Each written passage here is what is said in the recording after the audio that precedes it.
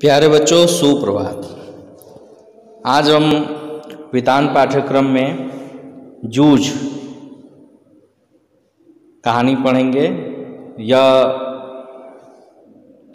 मराठी के प्रख्यात कथाकार डॉक्टर आनंद यादव का बहुचर्चित एवं बहु प्रशंसित आत्मकथात्मक उपन्यास है, जिसका एक अंश यहाँ दिया गया है। यह एक किशोर के देखे और भोगे हुए गंवई जीवन के खुरदुरे यथार्थ और उसके रंगारंग परिवेश की अत्यंत विश्वसनीय जीवंत गाथा है। इस आत्मकथात्मक उपन्यास में जीवन का मर्मस्पर्शी चित्रण तो है ही, अस्त व्यस्त अलमस्त निम्न मध्यम वर्गीय ग्रामीण समाज और लड़ते जूझते किसान मजदूरों के संघर्ष की भी अनूठी झांकी है। यहाँ लिए गए अंश में हर स्थिति में पढ़ने की लालसा लिए धीरे धीरे साहित्य, संगीत और अन्य विषयों की ओर बढ़ते किशोर के कदमों की आकुल आहट सुनी जा सकती है, जो निश्चय ही किशोर होते विद्यार्थियों के लिए हम कदम बन सकती है।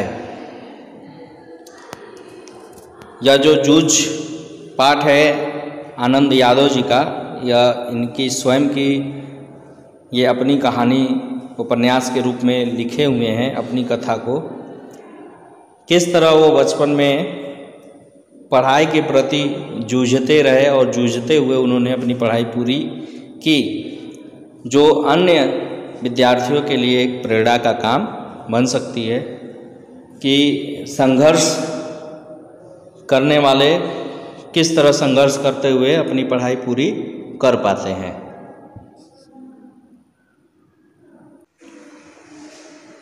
आइए पढ़ते हैं जूझ। पाठशाला जाने के लिए मन तड़पता था, लेकिन दादा के सामने खड़े होकर यह कहने की हिम्मत नहीं होती कि मैं पढ़ने जाऊंगा। डर लगता था कि हड्डी पसली एक कर देगा, इसलिए मैं इस ताक में रहता कि कोई दादा को समझा दे। मुझे इसका विश्वास था कि जन्म भर खेत में काम करते रहने पर भी हाथ कुछ नहीं लगेगा। जो बाबा के समय था वह दादा के समय नहीं रहा। यह खेती हमें गड्ढे में ढकेल रही है। पढ़ जाऊंगा तो नौकरी लग जाएगी, 4 पैसे हाथ में रहेंगे, बिठोबा आना के की तरह कुछ धंधा कारोबार किया जा सकेगा। अंदर ही अंदर इस तरह के विचार चलते रहते। दिवाली बीत जाने पर महीना भर ईख पेरने का कोल्हू चलाना होता। कोल्हू जरा जल्दी शुरू किया तो दादा की समझ में ईख की अच्छी खासी कीमत मिल जाती। यह उसकी समझ कुछ हद तक सही थी। जब चारों ओर कोल्हू चलने लगते तो बाजार में गुड़ की बहुतायत हो जाती और भाव नीचे उतर आते। उस समय नंबर 1 और नंबर 2 का गुड़ बहुत आता और हमारे जैसे खेतों पर ही बनाए गए नंबर 3 के गुड़ को कौन पूछता। बाकी के किसान दूसरे ढंग से विचार करते थे। उनका मत था कि यदि ईख को और कुछ दिन खेत में खड़ी रहने दिया गया तो गुड़ जरा ज़्यादा निकलता है। देर तक खड़ी रहने वाली ईख के रस में पानी की मात्रा कम होती है और रस गाढ़ा हो जाता है, जिसके कारण ज़्यादा गुड़ निकलता है। लेकिन दादा की समझ में गुड़ ज़्यादा निकलने की अपेक्षा भाव ज़्यादा मिलना चाहिए, इसलिए सारे गांव भर में हमारा कोल्हू सबसे पहले शुरू होता था। इसी कारण इस वर्ष भी शुरू हुआ और हम उससे जल्दी निपट गए, आगे के काम में लग गए। सभी जन धूप में लेटे हुए थे। माँ धूप में कंडे थाप रही थी। मैं बाल्टी में पानी भर भर कर उसे दे रहा था। कुछ न कुछ बातचीत भी कर रहे थे। हम दोनों ही थे, इसलिए यह सोचकर कि बात माँ से करनी चाहिए और मैंने अपने पढ़ने की बात छेड़ दी। माँ ने कहा, अब तू ही बता मैं क्या करूं। पढ़ने लिखने की बात की तो वह बरहेला सुअर की तरह गुर्राता है। तुझे मालूम है माँ के मन में जंगली सुअर बहुत गहराई से बैठा हुआ था।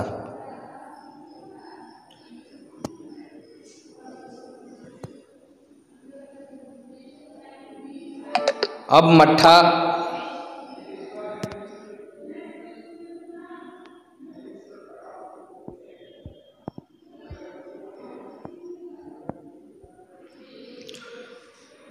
खेती के सभी काम बीत गए। मेरे लिए अब कुछ तो करना नहीं रह गया। इसलिए कहता हूँ तू दत्ता जीराव सरकार से मेरे पढ़ने के बारे में कह। आज ही रात को उनके हाथ चलेंगे, मैं चलूँगा तेरे साथ। तू उन्हें सब कुछ समझा कर बता दे तो वे दादा को ठीक तरह से समझा सकेंगे।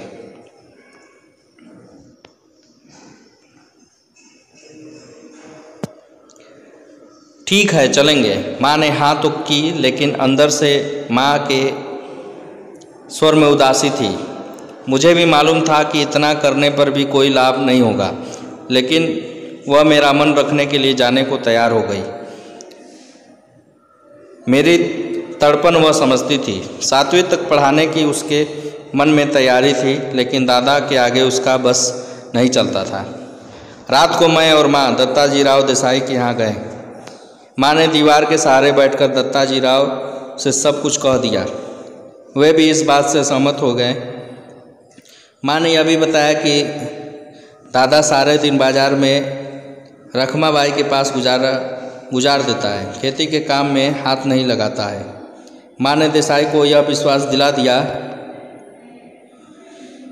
कि दादा को सारे गांव भर आज़ादी से के साथ घूमने को मिलता रहे, इसलिए उसने मेरा पढ़ना बंद कर मुझे खेती में जोत दिया है। यह सुनते ही देसाई दादा चिढ़ गए और बोले, आने दे अब उसे, मैं उसे सुनाता हूँ कि नहीं, अच्छी तरह देख। उठते उठते मैंने भी दत्ताजीराव से कहा, अब जनवरी का महीना है, अब परीक्षा नज़दीक आ गई है। मैं यदि अभी भी कक्षा में जाकर बैठ गया और पढ़ाई की दोहराई कर ली तो 2 महीने में 5वीं की सारी तैयारी हो जाएगी और मैं परीक्षा में पास हो जाऊंगा। इस तरह मेरा साल बच जाएगा। अब खेती में ऐसा कुछ काम नहीं है, मेरा पहले ही 1 वर्ष बेकार हो चला है। मेरा पहले ही 1 वर्ष बेकार में चला गया है। ठीक है, अब तुम दोनों अपने घर जाओ, जब वह आ जाए तो मेरे पास भेज देना और उसके पीछे से घड़ी भर बाद में तू भी आ जाना रे छोरा। जी कहकर हम खड़े हो गए। उठते उठते हमने यह भी कहा कि हमने यहाँ आकर ये सभी बातें कही हैं, यह मत बता देना, नहीं तो हम दोनों की खैर नहीं है। माँ अकेली साग भाजी देने आई थी, यह बता देंगे तो अच्छा होगा। ठीक है, मुझे जो करना है मैं करूँगा। देख, उसके सामने ही तुझसे कुछ पूछूंगा तो निडर होकर साफ साफ उत्तर देना, डरना मत। जी नहीं। मैं माँ के साथ लौट आया। 1 घंटा रात बीते, दादा घर पर आया। मैं घर में ही था। आते ही माँ ने दादा से कहा, साग भाजी देने देसाई सरकार के यहाँ गई थी तो उन्होंने कहा कि बहुत दिनों से तेरा मालिक दिखाई नहीं देता है। खेत से आ जाने पर जरा इधर भेज देना, कुछ काम वाम था। दादा ने अधिकता से पूछा, मुझे तो कुछ बताया नहीं उन्होंने।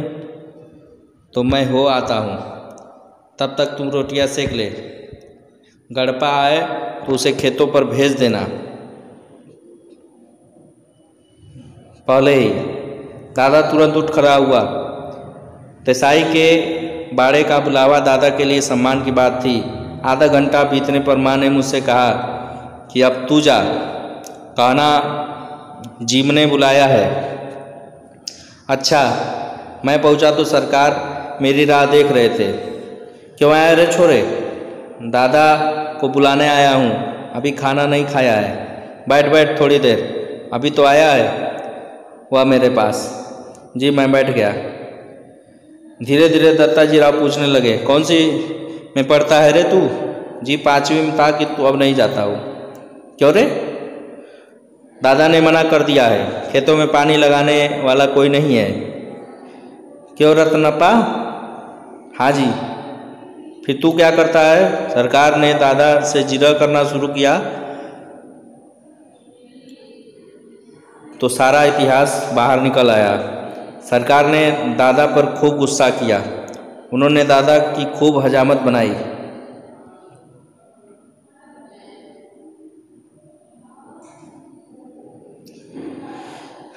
देसाई के मट्ठा खेत को छोड़ देने के बाद दादा का ध्यान किसी काम की तरफ नहीं रहा। मन लगाकर वह खेत में श्रम नहीं करता है, फसल में लागत नहीं लगाता है, लुगाई और बच्चों को काम में जोत कर किस तरह खुद गांव भर में खुले सांड की तरह घूमता है और अब अपनी मस्ती के लिए किस तरह छोरा के जीवन की बलि चढ़ा रहा है, यह सब उन्होंने सुनाया।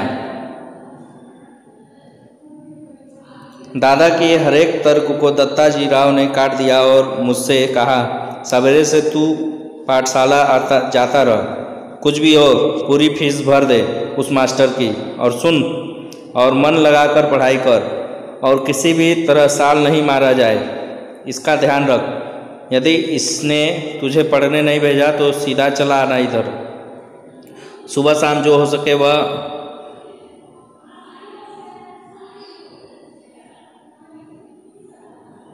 काम कर यहाँ और पाठशाला जाते रह, मैं पढ़ाऊँगा तुझे। इसके पास ज़रा ज़्यादा बच्चे हो गए हैं, इसलिए तुम्हारे साथ कुत्तों की तरह बर्ताव करता है। अब आगे हम लोग अगले वीडियो में पढ़ेंगे, तब तक के लिए धन्यवाद।